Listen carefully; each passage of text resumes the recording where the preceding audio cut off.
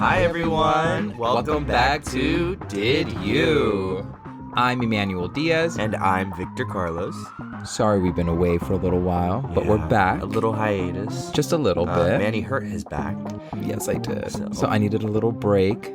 Thank you for understanding. Yes, but we've got a great episode for you today. Oh, absolutely. Yeah. So in today's episode, we are recapping shows of the week, including RuPaul's Drag Race, The Amazing Race, Abbott Elementary, Palm Royale, Invincible, and X-Men 97. Major spoilers ahead. Just a fair warning. Oh, yeah. Then we'll break down the latest entertainment news, such as Marvel firing the producer and writer of X-Men 97 over creative differences. And then we'll give you the breakdown on the latest NAR settlement and what that means for you. So yeah, we have a packed show. So let's get started. Let's do it. All right, so we're going to start off with shows that we watched over the last 2 weeks, essentially. Yeah. First, we're going to start off with RuPaul. Yes. Let's do it. Season 16 of RuPaul's Drag Race. Season 16. We follow, I believe, our final 6 queens. Yeah. And they have to make an all-inclusive bathroom.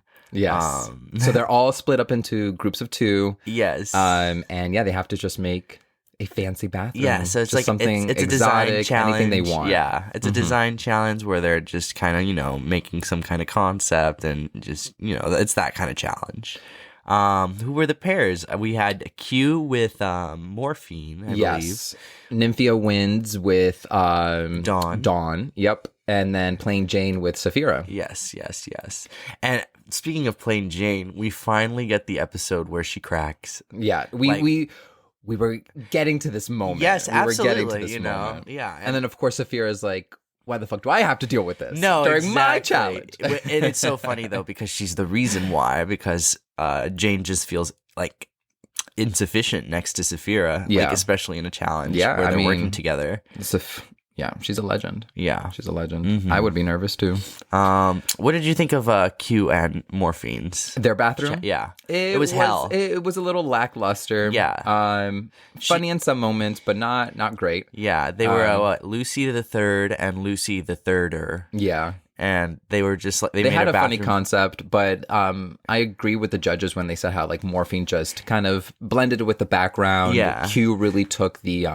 initiative. Yeah. Yeah. Took reign of I it all. agree. Yeah. And then we had Dawn and Nymphia Wind. Yeah. And they kind of just the whole like conceptualization process, it felt as though they had no idea what they were gonna be doing. Yeah. However, I think they did do a little bit better than Q and I agree. Morphine. I would agree. I don't know. I liked the concept. Yes, it did seem like they were just winging it as they were doing it. They were the art museum. Yeah. And basically it's just like a modern art museum dedicated to farts. Yeah. And I agree with the judges again, how Dawn just, again, blended in the background like Morphine. And Nymphia just took reign of it all too. She was funny, but again, I do agree with the judges. She was rambling a lot. I agree. Like not letting things breathe. Yeah. And that's like where the funny moments happen too. Right. No, yeah, she was a chatterbox for sure. Yeah. And then we had our final the winners group. Yeah. The best ones, obviously. So Plain Jane and Saphira made like a speakeasy bathroom. 1920s speakeasy, and super simple idea, really cute little concept that they made, and then they had like their gag and it worked like every time. Yeah. They were just pulling like bottles of alcohol out of every like Plain Jane would always forget Saphira's name. It was amazing. She called her like Sequoia, Shakira. Girl. It was really good. They balanced it really well. They bounced off of each other really well. It was really good. Yeah. I liked it a lot. They're both really funny. And then they won the episode, and in the beginning of this episode, Q is pressed because she didn't win the last episode that went to Saphira. And she was like, if anything, it could have been me and Plain Jane that could have won and won. Like this woman was bitter, bitch. She was really bitter. And then in this episode, Saphira and Plain Jane won. They both won. We get a little shot of Q, and Q is like, you can tell she's visually upset. Super funny though. No, I live for it. It was great. So our bottom two queens for the episode are Dawn and Morphine. And Dawn and Morphine, and it was to the song Body by Megan Thee Stallion. And, well, I mean, you can't compete with Morphine. No, Morphine she has the brings body. the body, She bitch. brings the body. And Dawn was doing some scary girl, like Jenna Ortega trying to be Wednesday, funny. like, yeah, and it was just, didn't like, work not with the the vibe. song. No, did not work with the song. I don't know what she was thinking, but... I mean, she left with just more, her ego is more inflamed. She thinks she's the queen of the season. And when I'm like, okay, girl, just sit down. Just sit down for a second. If you're going to leave anyway, I mean, yeah, no. I would want to leave like that. I would want to leave empowered. Yeah, no, You know? completely. No, she took the defeat pretty well. Yeah. But yeah, excited for next episode because now it's just the top 5. I know. The top 5. We're getting closer to the end. We're going to see who's going to be crowned the next queen. Uh-oh. Moving on to... The Amazing Race. Yes, season 36. Yes. Technically 35. Technically 35. So what's funny about this this season is that they filmed it before the previous season. Yes. But then the whole writer's strike happened, and CBS, they didn't have any scripted. Yeah, they didn't have any scripted shows to put out. So they wanted to make all of their reality competition shows, like The Amazing Race and Survivor. They wanted to make it 90 minutes long, rather than 60. Right, but when they they've been finished filming season 35, which is currently 36. It's confusing. But when they finished filming it, they didn't have enough content, enough edited video footage for the 90-minute requirement now. Mm-hmm. So they had to refilm a whole new season. Yeah. In the middle of summer and whatnot, so it could premiere in the fall, and then they edit it to make it 90 minutes. So that one was technically season 35, or 36, and we're on 35 now, but chronologically we're in 36. Yeah. Confusing. But I thought it was pretty interesting because last season they all COVID restrictions were lifted, and they started flying commercial airlines again, because during 2020 up until the current season, technically, they were flying charter planes. Yeah. To stop the spread. So this season, 36, which is technically 35, still sees COVID restrictions kind of they're still affecting flying the charter game. planes. Yeah. And I believe they only travel in North and South America this season. And the Caribbean. Yeah. Yeah. Yep. So that, just things to because keep in mind. last season, when all COVID restrictions were lifted, they went to Europe. They went to more places. So I we thought that start was off interesting. at Puerto Vallarta. Puerto Vallarta, Mexico. Whatever. Anyways, Vallarta. we're in Mexico, baby. So yeah, that's where the race starts off. So we follow 13 groups of 2. Yes. And their first mission, I guess, is to go find the Voladores pole. Yes. Which is a group of 4 men, I think. Yes. 4 or 5 men that are on top of this like little tower by the beach. Well, honestly, a big pole. Yeah, it's just a big pole, and one's like in the center, like just standing on top of the pole, and then the other 3 kind of like throw themselves to the side, and they like just swing start around like a spinning. tether ball. Yeah, and it's like very like mesmerizing to see. Yeah, I think it's like it's a tradition, it's a ritual for like it's like respect to the gods like from rain and harvest and whatnot. Yes, I believe so.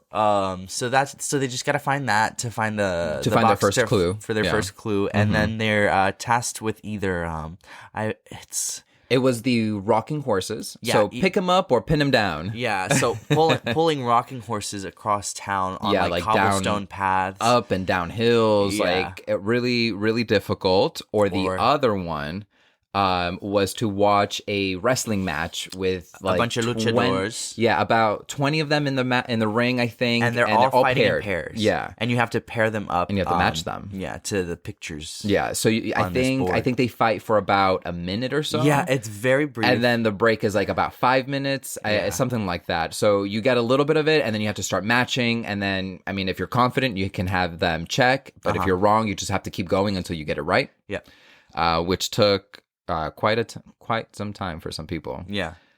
What else? So after those challenges, oh my god, then they have to go through the 7 lassos. That was their last challenge Oh my of the god, there episode. was one girl. She didn't read the clue, so she You always have she that put on one. a sombrero, but she forgot to put on her red collar. And then she finally makes it through all 7 After rings. 20 tries, something. yeah, it was something a like that. lot of tries. And they tell her that they can't give it to her, and she's like, "What the fuck?" Yeah. And like she realizes, it's She just reads that. the clue, Yeah. and she has to wear a hat and the red scarf. But whatever. Another team that really fucked up was the brother and sister. What they? Oh my god! So these people, they've been training for The Amazing Race since they were children. They purposefully took different language classes in high school so that they would each know a separate language for The Amazing Race. These kids, I don't even think they find the first thing. Like, it's They find the voladores pole. But before they do, they spend half of the day kind of in this one-way street, and they get themselves God. stuck, and they All they decide had to do was instead back of backing up to get out of the street, like everybody there you could see is doing, they decide to Try to do a 3-point turn, try yeah. more than a 3-point turn. But literally, guys, it's the size of like just a one-way street, and it's very like, narrow, and very it's like narrow. right between it's an alley basically, and they It's get only used for stuck parking. halfway through, Yeah. and then oh my god, it just takes them forever, and it just was ruins so their whole bad. game. They go home. Yeah, they get eliminated. They at the went end. home. I think they end up doing all the challenges. It was but just so still, sad. like they fucked up. But also, like, yeah, they were Yeah. like. But then this episode ends, but it doesn't end because the race still continues. So technically, we did have a first place, but no prizes because the race is still going. So that jumps into episode 2. We're still in Mexico. The first detour was to choose between obtaining 6 bunches of balloons and delivering them, or going through numerous strings of papel picado for one incorrect color pattern. It was so those like the festive strings that they use to like And like a lot of Mexican culture, they have like Right. it's almost like a banner kind of thing, right. That's what it Yeah. was. I was trying to look for the word made out of banner. like tissue paper. Yeah, with, so you have to like cutouts. find the differences and just find one that does not match, or you can collect 6 bunches of balloons Yes. that are spread out around the city, basically like around this market. Yeah. I would have picked the balloon. That seemed easier Oh to just yeah, go absolutely. and find the balloons. Yeah. The gay couple though, they read the clue wrong, and Again, they only get people forget to I read the know, clues. it's the most important That's thing, like- yeah, come on. but they only grab like one set of each color, and then Yeah. they finally realize like at their last like Each color, of them. they both have to have their own bunch of balloons, Right. And then the tissue papers, oh my god, there's like hundreds and hundreds of these little papers, and you just have to like fish out which one's in the wrong order, and like every team that pretty much that goes there just they fail, or they choose to go they choose to back the balloons. to the balloons. It seemed really, really hard. I think, like I said, think I I would have would've chosen the balloons. I would have chosen the balloons. I don't think I would have had many issues with the tissue paper. I don't know. We say that as a viewer, but as somebody doing I it, say it that as an artist. Okay. And then the next one, we go to a roadblock where one player paints the Day of the Dead calavera on the other player's face. Yes. And it has to match the picture they have at their station. Yes. Like it has to match exactly. I mean, by this point, everybody is sweating, so it's really Yes. difficult to put the paint on their face. I know with my bald head, I would be sweating so much. Right. Like, there's no hair to trap the the moisture. So No. I would be dripping. There's it a would lot be of so bald hard. men this season. Yeah, there are a lot of bald men this season. And you appreciate know, that. Yes. A lot of drama at this little like pit stop or whatever, like that you don't expect. What do you mean? Just like all the sweat, like you said, Oh, but then yeah. also like Yeah. the mother and son team. Yeah, Mom she was just, like, dehydrated. oh she had my to God. lay down. I mean, and he still painted her face. She's like, On the just keep ground. doing it. I Oh, mean, yeah. it doesn't say that you can't on the Exactly. clue. So, I mean, keep doing what you have to keep doing. Mm-hmm. And then this episode, we have the father and daughter duo who were eliminated. Oh, Forgot their name. Let me see if I wrote it down. Oh, Chris and Mary, father-daughter duo, were eliminated this episode. Yeah. But I mean, poor guy. yeah, he was struggling, and she completely understood. Like, so far, not a lot of inner fighting between team members. Yeah, which I like. It's like you're in a competition show. Yes, Yeah. the tension is going to be high, but like you just have to remember it's a game. Exactly. Like, you may go in there thinking that you're so prepared, like the brother and sister duo, Right. but at the end of the day, you're not. Like, you don't know Exactly. until you're in it. Yeah. Oh man, it would be a dream. I would love to be on it. We should go on it. So then, after painting their faces, they reached the the pit stop. The fist stop. The fist stop. And the first team was Rod and Letitia, who won 2 cashback prizes for a trip to Lisbon, Portugal for 5 nights. Oh, yes. That would have been a very nice trip to go. And like a couple seconds behind them. I would have been so upset. Yeah. Yeah. But hey, that just means you're right there with them. Exactly. You know? You're right there with them. And then, like I said, Chris and Mary were the ones to leave this in this episode. And yeah, I think that's pretty much everything that I have for The Amazing Race. Yeah. Cool. So let's jump to Abbott Elementary. Let's do it. We technically have like 3 episodes to cover because right after the Oscars, they had their special episode. Then they went back to their regular schedule on Wednesdays. Right. So let's just talk briefly about the one after the Oscars. Okay. So, I mean, we start off getting Bradley Cooper as the cameo. Yeah. Really funny. Really funny. Melissa's like... Super silly. Yeah, she's a hardcore fan. She's like, please just take a picture. This fan. Yeah. No, really, really funny. And then the whole... the main thing about this whole episode was Abbott... What was his name? Willard R. Abbott. And they were trying to get his history because the school was finally getting recognized as a historical landmark. Yes. And turns out that this person was a racist, horrible person. He actually hid in the school to avoid being bombed and whatnot. So it was just like not the kind of history they were hoping for. Yes. Nothing you want to really recognize or praise. So they found somebody that is part of the same lineage, and he seems to be great and whatnot until like he gets to the podium. They're speaking at this event, and he just comes out as a flat earther, and then he just keeps going downhill from there. So they just have to cut the cameras and everything. Good episode, and then it ends with Janine, just putting up a picture of like. What was it? Just like the first all black classroom or something like that. I'm not sure. I don't know. We'll have to rewatch that part. But they didn't need the whole fiasco of like publicity and whatnot. They just did it intimately between them and whatnot. They just hung up the picture. And then the other episode, it deals with like character dynamics because we now have Melissa looking for a roommate and Jacob looking for a place, and they both come up with like fake names. And they both find each other accidentally, and so now Jacob is Melissa's roommate. But it turns out that it's been great. It's a match made in heaven. It's a match made in heaven. They have so much in common. But they started noticing at work, now that they're friends, the dynamics have shifted. Like things have been like a domino effect of like, I don't know. It's thrown off the balance of the workplace environment. So now they have to pretend that they bad things are friends. happening because they're friends. Like people are misinterpreting things. Like, yeah.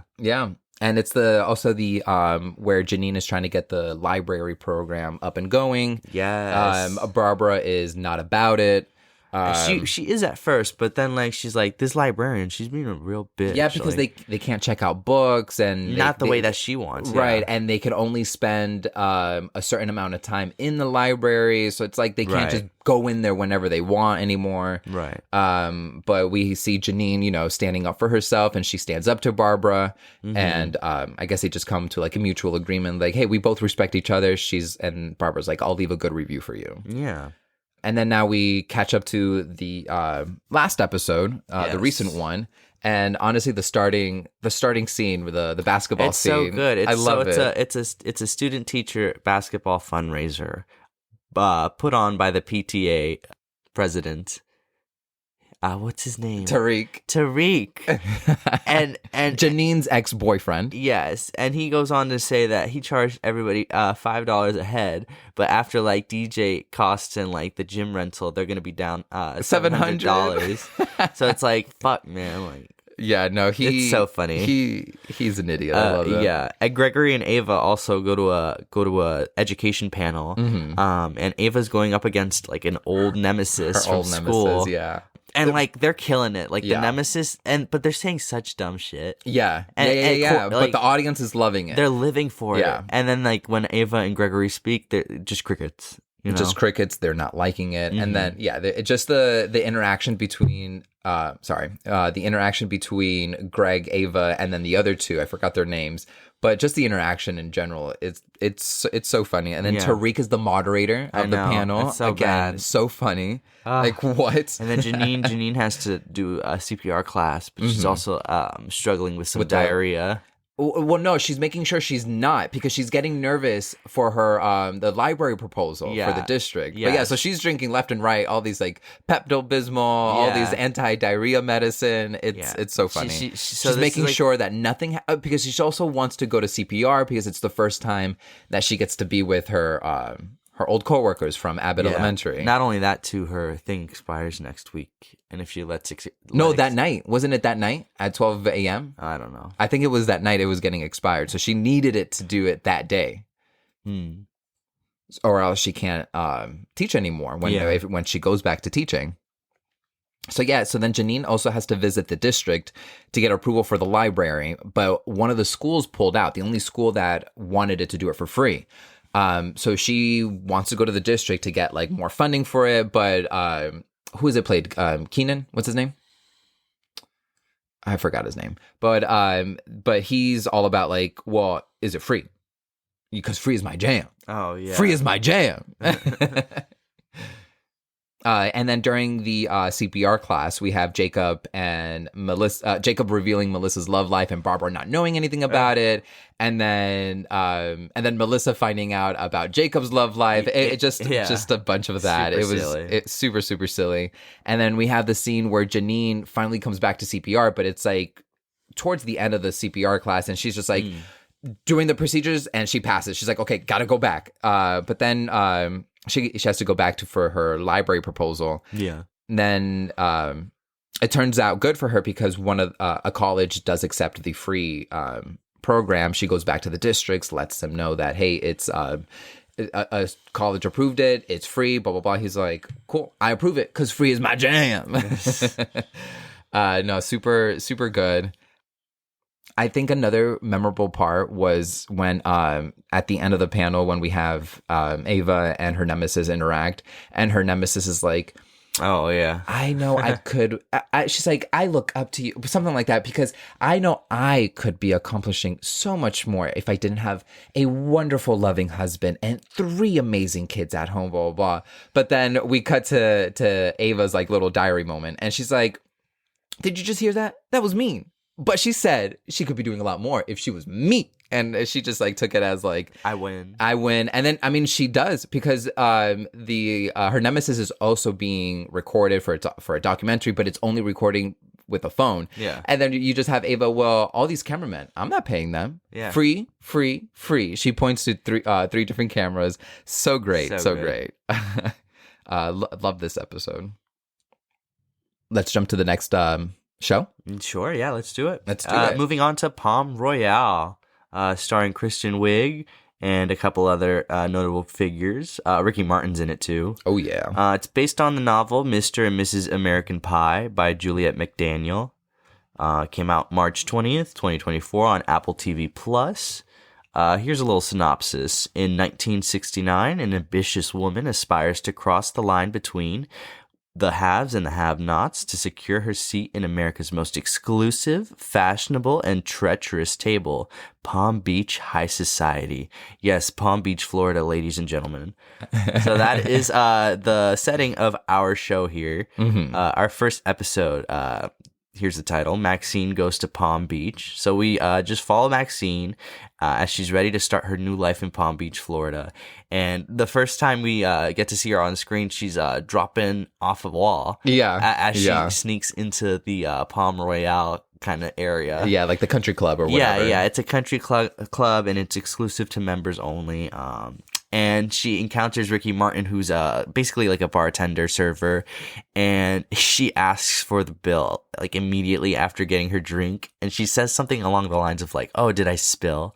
And he's like, "In a sense, like you gave yourself up right there, girl." Yep. But she basically snuck in to also talk to these people, these notable women in this like high society. Just to kind of befriend them, you know? Right. And like, so we But they're not about it. They're so not about it. They're not about it. Not at all. And so we just kind of follow her the first episode, just trying to like find acknowledgement from these women. And we figure out that like, she's just trying to, what is it? She's just trying to find, like these... Like a sponsorship? Yeah, these sponsorships. To be able to get into the country club. Like she just needs one to get into the country club. And then she also has to pay like $30,000 and a monthly fee of $500. And so she does befriend one member of that elite friend group. What was her name again? Dina? Dina? Yeah, something like that. It was spelled like Dina, but it pronounced like Dinah. Yeah. But super funny. She is the wife of the U.S. ambassador, I believe. Mm-hmm. But she's also cheating on him with the tennis boy at the country club. Yeah. So Kristen Wiig's character, she discovers that, and you know, she kind of like uses it to her advantage of like, hey, I'm here for you, blah blah blah, because Dinah's character is pregnant with the tennis boys, but yeah, so she helps her get an abortion because again, we're in the 1960s, so abortion is illegal. It's so it's very difficult to get it around, especially in Florida. Yeah. So she helps her get an abortion, and she. Still, Dinah's like, no, I'm not gonna help you. I'm not gonna help you. I'm not gonna help you until what? What does Maxine do? I forgot. How does she end up getting her sponsorship? Yeah. But she gets into the country club. She's able to get a sponsorship to go be a member. Yeah. So we got Diane, and she's finally in the, or sorry, not Diane.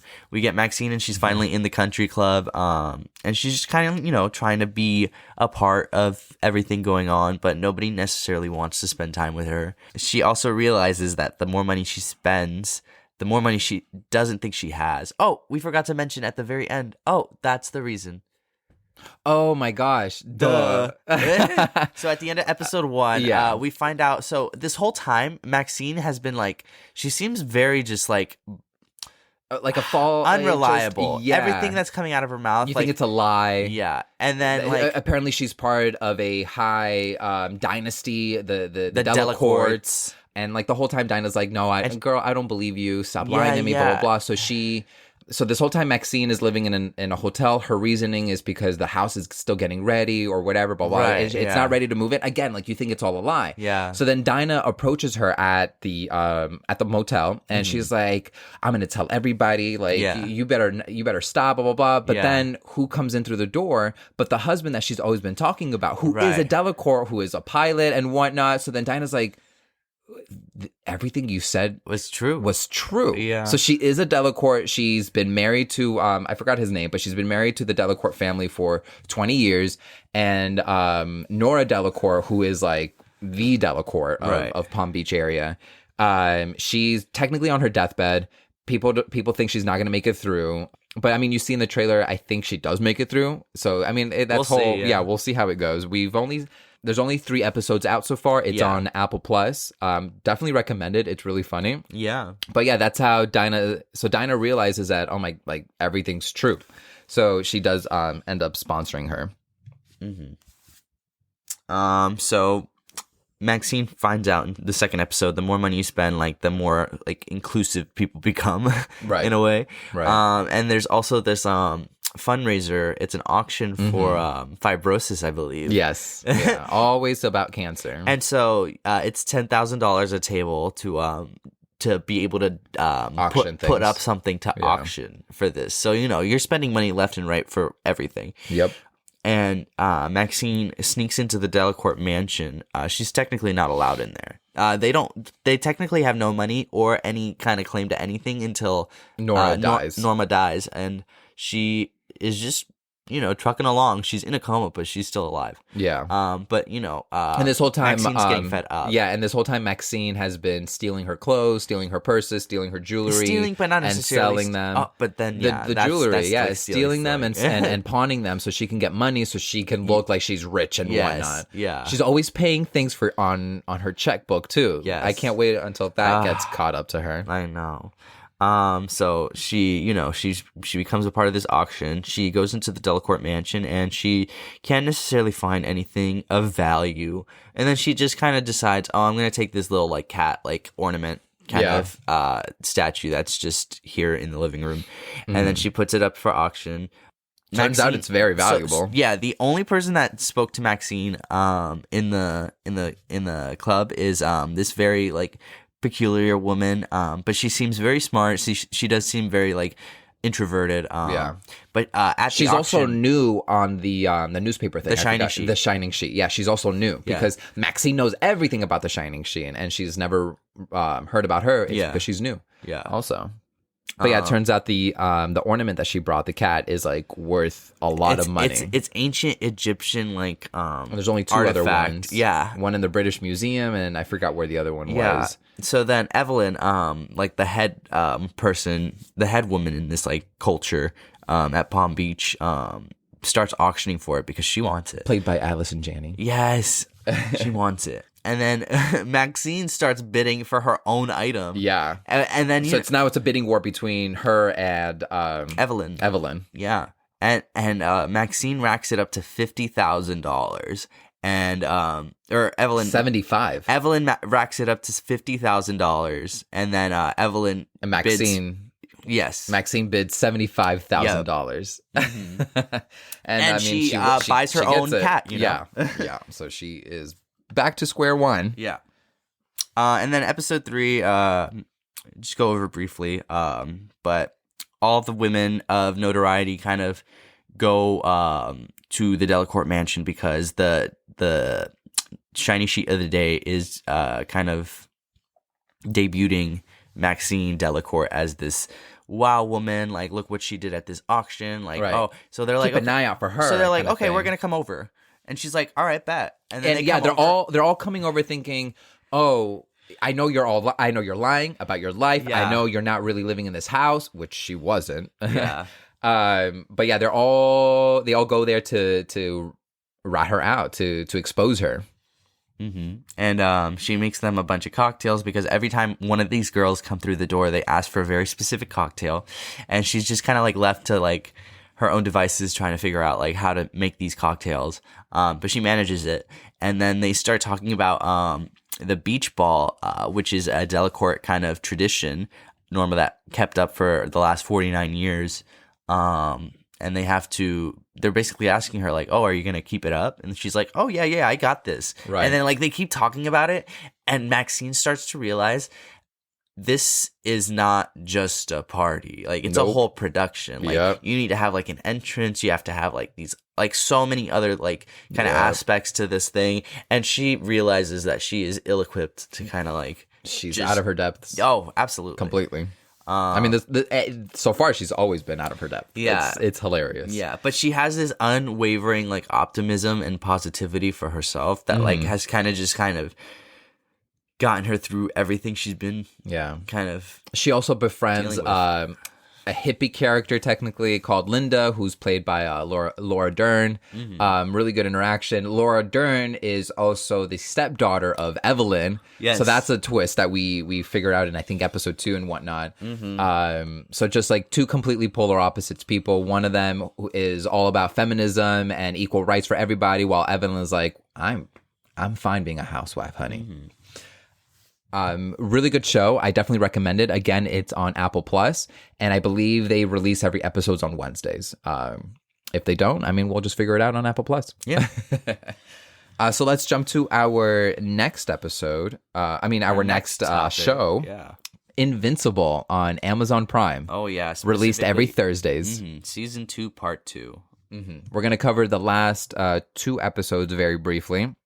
But yeah, I mean, I really love the show. The first episode back, because again, all these shows were on a little hiatus because of the writer's strike. They didn't really were able to get the chance to write the whole season out, but now they are. So in this episode, we return back to Mark Grayson, who is in, I forgot the name of the planet, but where his dad was, and where now he discovers that his dad had a secret family. Well, not a secret family. When he left them, he started a new family at this planet. He has a brother. So this whole episode, the first part of the episode, we just see him helping them recover, rebuild the city after the Vulture Mites came and took Omni-Man. That's pretty much that episode. Well, yeah, I mean, we get Invincible returning back to Earth. He's been gone for 2 months. Yes. Mom is kind of pissed, and I mean, he does bring back an alien brother, so now the mom has to look after him. Girlfriend is she's I expected this, but it's somber, very sad. Yeah. They feel like their relationship won't work out.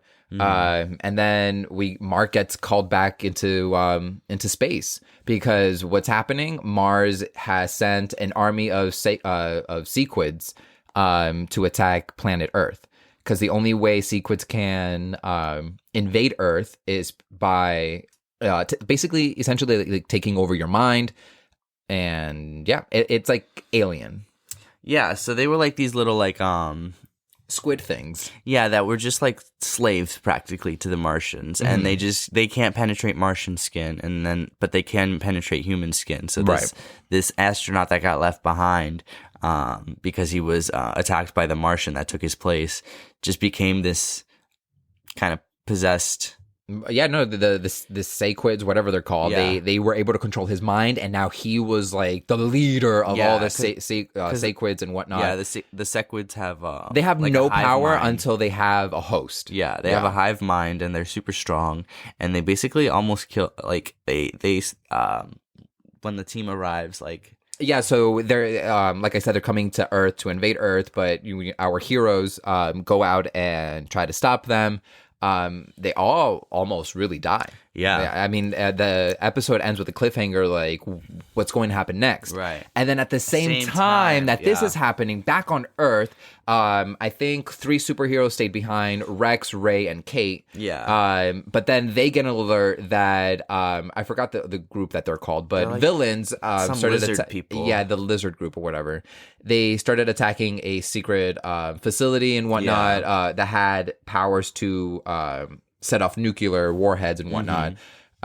So they go out and try to stop them, but they start dying. Yeah. Multiplicate, who can multiply herself into the multiple. She can just make multiple versions of herself. Yeah, she dies. And then we have Ray, who can shrink really small or make herself really big. She gets eaten by one of the villains, really brutal. Yeah. And then it ends with Rex, who doesn't have any superpowers, but he's really good at combat and special. He has really good gadgets on him that can help him fight. His hand gets eaten off. He's able to survive. Shot in the head. Well, we don't see that. That's the cliffhanger. We don't see him get shot. And then, so that's how the cliffhanger ends. And then we go. So then the second episode jumps right where we leave off, with a gun point to Rex's head, and he does get shot in the head. Yeah. And we think he's dead, but he's not. He gets back up and he starts beating the shit out of the guy, and the other guy dies. And then we also see Ray, who gets eaten by the other guy. She's not dead either. She's still alive. Yeah, so they get sent back to medic, to the hospital, and they're just recuperating, but they're not dead. So then in the second episode, we jump back also to Mark and the other superheroes fighting the Sequids. And they were able to survive. They were able to leave and save Earth from being invaded. This episode is more relaxed, I would say, compared to the last episode. It's Immortal just going through his grief for losing Kate, because they were together. We have Alan coming to Earth to find Invincible. So Yes, that was Invincible, silly. so Invincible can help fight the war against the Vulturemites. Invincible himself is half human, half Vulturemite because his father is full Vulturemite. Vulturemite's mission is to literally conquer and destroy every planet out there, and they just need to be the best empire in the world, in the universe. But there are other forces trying to stop that, and they need Invincible. Invincible said, like, I can't really help. My dad says that there's books, but I don't know what these books are about. Turns out he was able to find the books, and it's a lot of stories that his father went through. And it just, as he keeps reading, he realizes that all the books that he's written shows Vulturemite's weakness. Yeah. So many ways Vulturemites can die. Yeah. So he gives this to Alan, and then Alan sends it back to So there's one book where it's like they have like this infinity ray, and it's this kind of Lone Ranger that uses it very like not the opposite of generously, just like very sporadic, sparsely. Yeah. Because like it's so powerful. Yeah. And then there's another one where it's this planet that has very high gravity, and the kind of creatures that have evolved there are just super strong. Yeah. Yeah. And just multiple things like that can kill these Viltrumites. Throughout this episode, we also get some turmoil between Invincible and his girlfriend. They're both going out to seek advice on like what they should do about their relationship, but at the end of the day, they just get the same advice, like, you need to go talk to each other about this. Yeah, exactly. Like, look, he's not out there trying to save the world anymore. Like, he's on the earth, you're here talking. Like, they're like, this is your moment to be with each other, so go be with each other. But yeah, I mean, I hope it works out for them. And then we get at the end of the episode, we get one of the Sequids, whatever they're called, was able to make it to Earth. And they are able to control the same fucking astronaut. Yeah, one of the Sequids was in him, and he like throws it up and into the sink, and then you see like the water kind of like swishing around, and then it just possesses him again, and it's like, fuck. Yep. So that's how it ends. And then we get another scene. I didn't remember his name when I was watching it, but I went back and looked it up, and his name is, I guess, Angstrom. But he starts going through a bunch of portals until he makes it back to his native Earth. Yeah. To basically, I'm assuming, kill Invincible. He looks like the main villain. Yeah. He looks like he's just Yeah. No, he's definitely going to be the biggest threat. Yeah. It's going to be crazy. All right, so the next show we're going to cover is X-Men 97. Oh, yes. Premiered on Disney Plus, created by Beau DeMayo. That's going to be important for later. Oh, yeah. Synopsis: a band of mutants and their uncanny gifts to protect the world that hates and fears them. They're challenged like never before, forced to face a dangerous and unexpected new future. The first episode's titled "To Me, My X-Men," and it picks off immediately after the end of the original series, which premiered in the 90s, and the last season ended in 1997. So it literally picks up right where they left off. They ended their show with Professor X dying, and then this new show picks up a year after his death.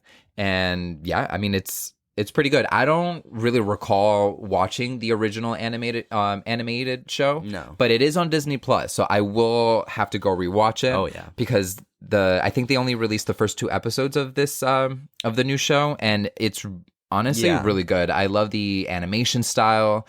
The writing is super fantastic and super queer. Like, it just has so much queer I forgot the word that I'm looking for, but just it looks so fun. It looks so bright.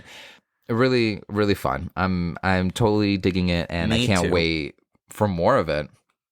So in the first episode, they essentially have to just stop a guy named Bolivar Trask, who's building more robots called Sentinels, who can track and kill mutants in Earth.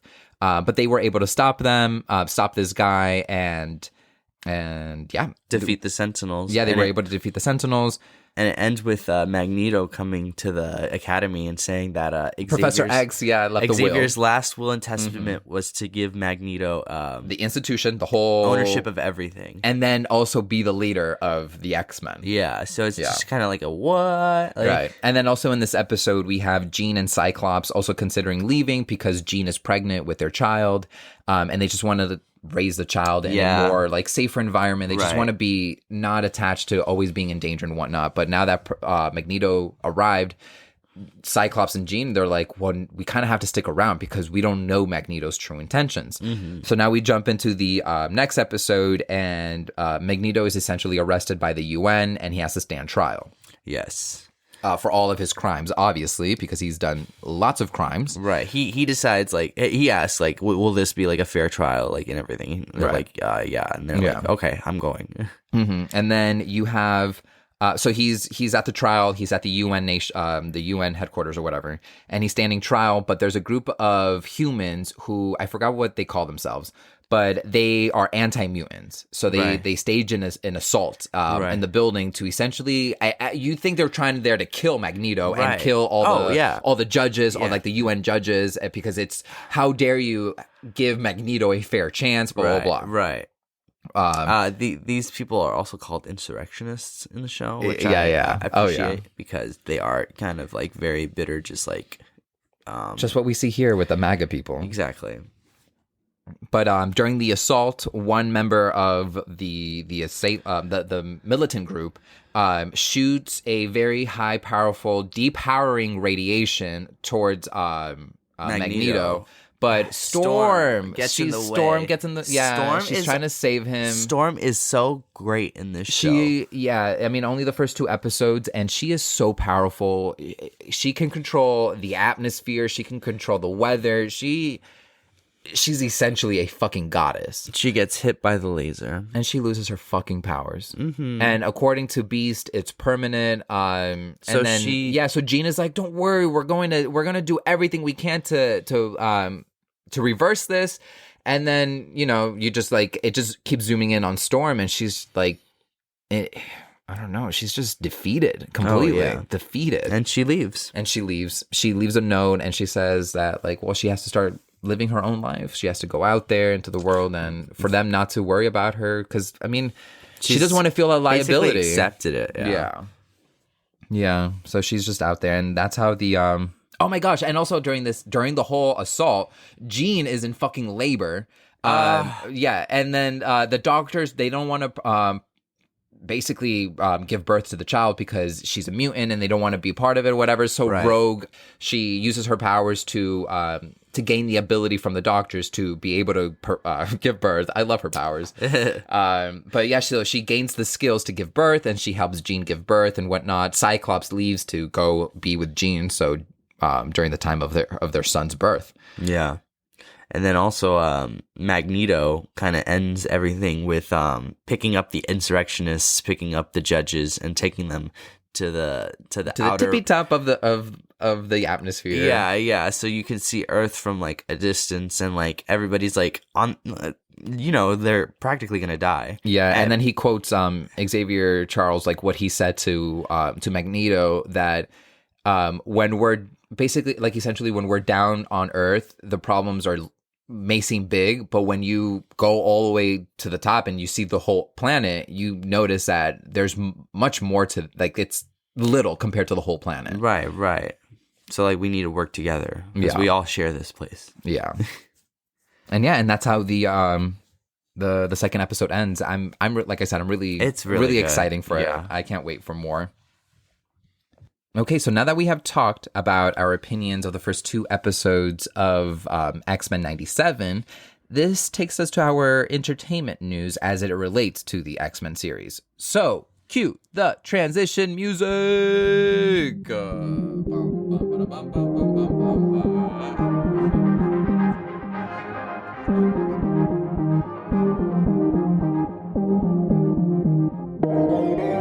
And welcome back. Welcome. I hope you didn't leave, because we have more. We do. We do have more. Yeah, a little entertainment news. Yeah, so we're going to start off with the entertainment news of that relates to X-Men 97, and it's the firing of Beau DeMayo. The creator of the show. The creator, the writer, the producer, the showrunner, the everything. He's been on this since 2021.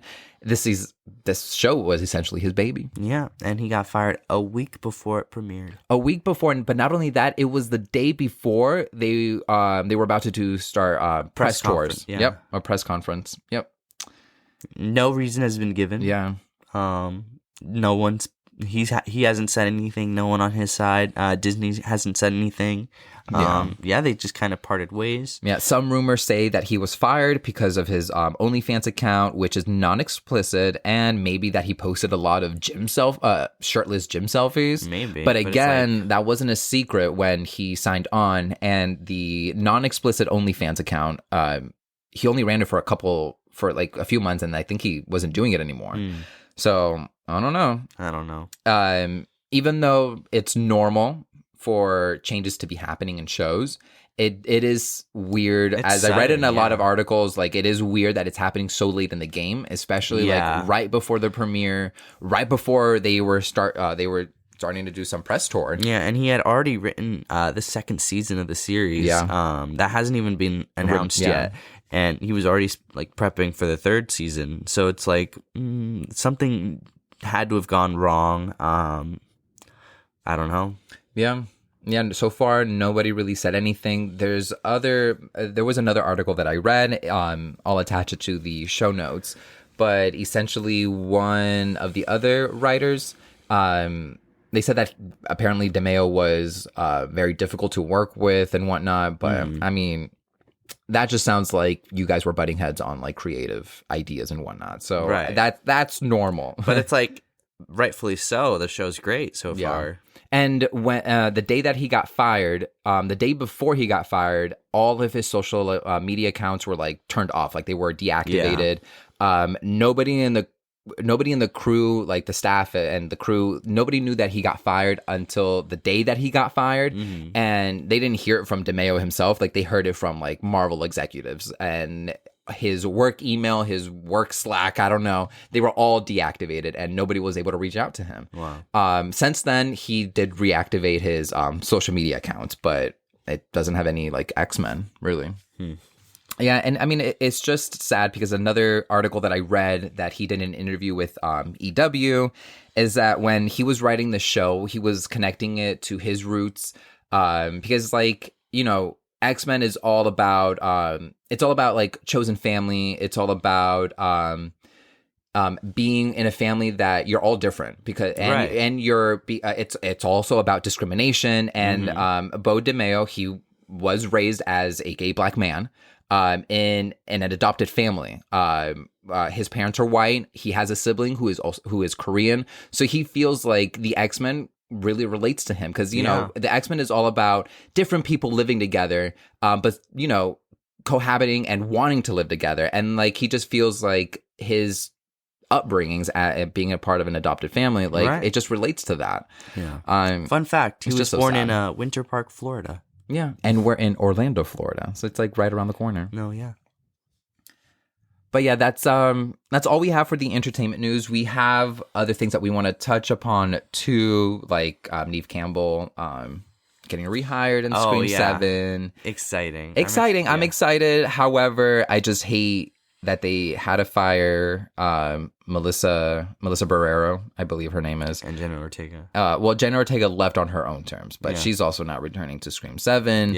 I just hate that it had to go that way, and for Neve Campbell to finally get her paycheck that she so well deserves, because she did carry this movie for five movies. She wasn't there for the 6th, but now she's going with a 7. Another cool thing about it is that we have Kevin Williamson, who is now the director of Scream 7. He was the producer / writer for Scream 1 and 2 and 4. So now he's getting his chance to be the director, and I'm assuming that's why Neve Campbell is coming back as Sidney Prescott. because She trusts him. She trusts him. They've been together. They've been like working on Scream since day one. Yeah. And Kevin Williams said like if it was up to him, he would have already given Neve Campbell the paycheck that she deserves. Oh, absolutely. So I mean, good for the Scream franchise. Again, off of the backs of like the last two films which were basically carried by Jenna Ortega and Melissa Barrera. Mm-hmm. So really disappointed. I hope they bring them back. I don't know, but just wanted to touch upon that a little bit. Yeah. So now we're going to move on to our general news, and this one may seem out of the realm of our scope, but I think it's very important to talk about.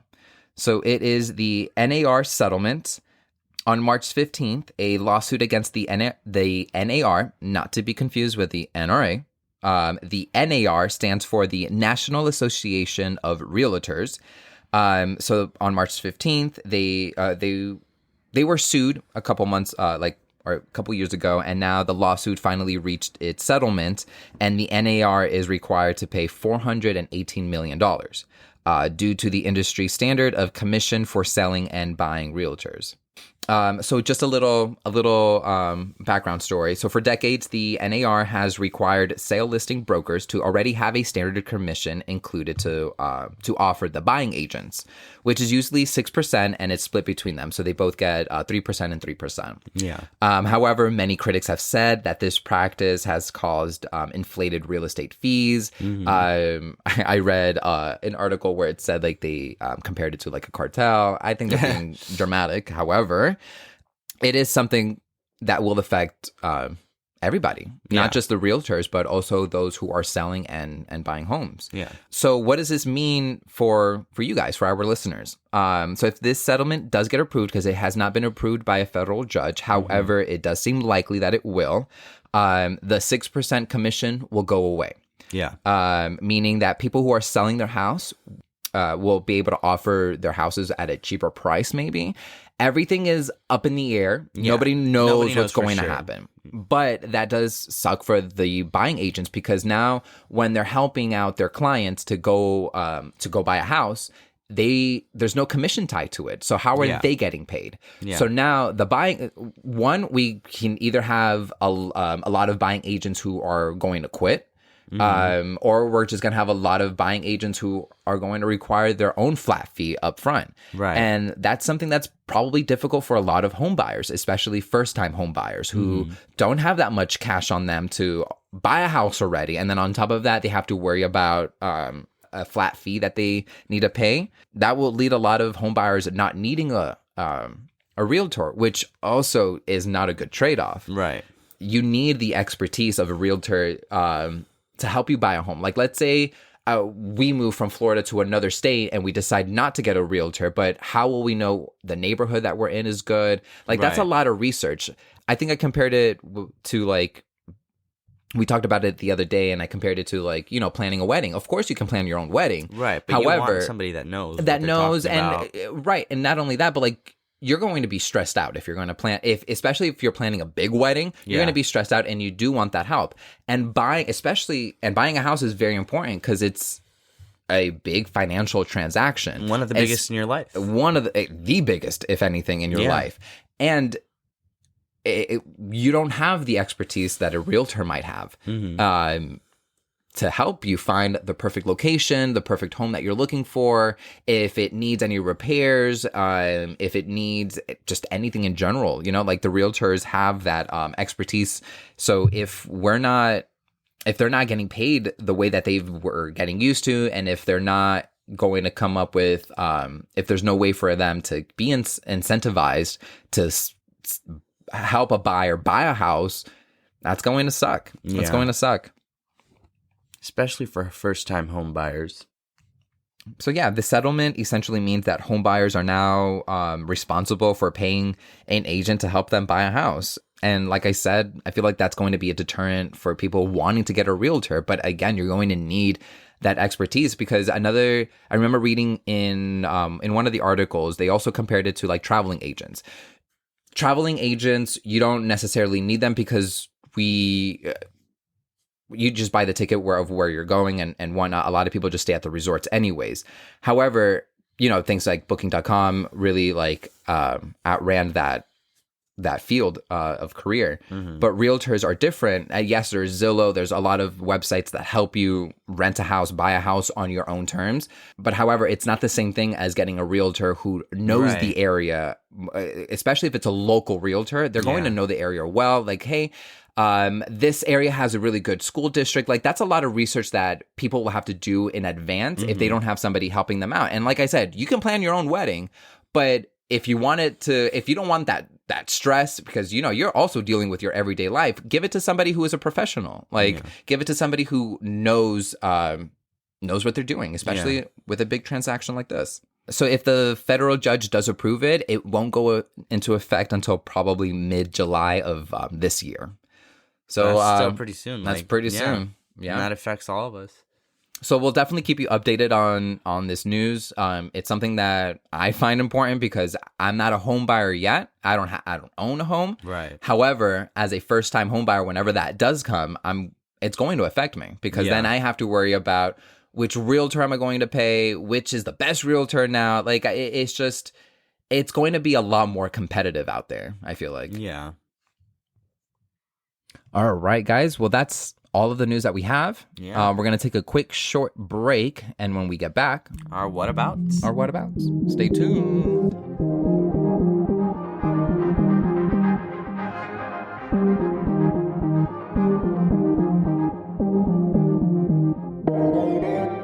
And welcome back to our last segment of the episode. What about? I think I went first last episode. Yeah. So you go first. All right. So my topic for this week's What About?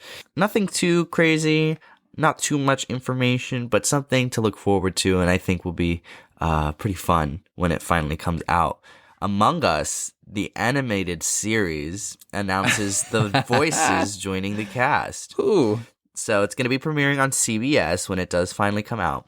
But some of the people that will be in this show, Randall Park, Ashley Johnson, Yvette Nicole Brown, bitch. Oh, shit. Yes, Elijah Wood.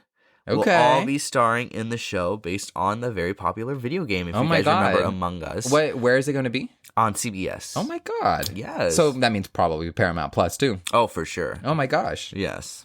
That's exciting. Yeah. Let's see. Is there any, synopsis? No synopsis. Okay. It's just under wraps so far. It's in the early stages. But it's the game, Yeah. You're just kind of trying to find out who amongst you is actually just kind of pretending to be. I wonder if it'll be like an Office-esque kind of thing. That's what I'm thinking. Just very comedic and just cameras panning and zooming in on people. Yeah. You just see a vent closing for some reason. Right, you're like, what? I mean, if they do it good, I think it'll be funny. I think so, yeah. So let's see. Randall Park will be voicing Red, the people-pleasing, blowhard captain of the Skeld ship. So interesting. So that's his character. Okay. And Ashley Johnson, she'll be playing Purple, the ship's suspicious and sarcastic head of security. Okay. Yvette Nicole Brown will be playing Orange, the head of HR, and I know, silly. And then Elijah Wood will be playing Green, the unpaid intern. Well, he's gonna be the primary suspect, right? I think it'll be a red herring, if anything. Yeah, but it could be. Well, Red is always sus. Oh, that's what it said. That's so funny. I mean, that's just That's so funny. But we'll see. I think that's very. I'm excited for it. Excited for it. Seems like a good cast too. Yeah. What's your what about, Manny? Well, my what about? It relates to Miley Cyrus again. Ooh. She is to become the youngest person ever to be honored as a Disney legend. And I think that's pretty amazing. That is pretty amazing. I mean, after everything that she's done for Disney, Hannah Montana, all the music that she produced. Yeah. No, I'm super excited. I love Miley Cyrus, so she's finally getting her flowers at Disney, who I believe fucks all over these kids. Oh yeah, the Disney, Nickelodeon. Yeah. I mean, you've seen that. You've heard of the documentary, Quiet on Set. Yeah, we haven't seen it yet, but trust us, we will, and we'll let you know when we cover it. But I do have sort of a second what about. Oh, okay. This one is more on the silly side. I love silly. But like a couple weeks ago, a 10-foot monolith appeared appeared on top of a hill in the UK. Nobody knows where it came from. Nobody knows who put it on there. People are suspecting maybe it's aliens. What does said monolith look like? So it looks like just a giant pyramid that's like firmly planted in the ground. So like people don't know how it got there. Yeah. Specifically at this UK location, there was like no footprints around it. So Interesting. they were like, who put this here? Well, it turns out it is part of an art installation. Oh. I forgot the name of the group. Sorry, guys. But they've been doing this for a few years now. I think back in 2018, 2019. There's like one in Utah. There's one in Utah, one in Romania. They just put it in random locations. And it's just locations. Like people, like this was a very, the one in the UK, it was in a very small town. A jogger found it on the hill. And he was like, what is this? I just thought it was funny. I love out of the world mysteries, if you will. No, I think it was definitely freaky, really cool, because like the picture that I'm looking at right now on the BBC News Instagram page, the day just looks very dreary, and then there's just like this metallic pyramid, metallic pillared that's shaped in a prism, and just like planted on its side. It looks like it could come from the movie Arrival. Yeah, it looks creepy, but I love it. But it's just people just putting up their art installation. So yes, really cool. But yeah, that's just my what about. I love it. 2 little what abouts. And I think that's our show. Yeah. Oh my gosh! Thank you guys again for joining us. Thank you. Thank you for sticking with us after our 1 week hiatus. Yes. If you ever want more updates on our show, please follow us on Instagram. It's didyou_podcast. Again, it is didyou_podcast. Yes, please share, support. Yes, it leave a review, episodes like possible. Us or not like us. I don't care. Just leave a review. We want to be able to continue this for all of you. Yeah. So please support us. Please support us. We love doing it. Support you to support this. Exactly. All right. Well, until next time. See you guys. Oh my gosh. What? Our next episode. Just a little preview. But we're going to cover. This ain't Texas. This ain't Texas. Can't sing anymore. No. We are going to cover Cowboy Carter. Act 2. I cannot wait. 3 acts. So stay tuned. All right. Now we're really leaving. All right. Love you. Bye. Everything is wonderful. Bye. Bye.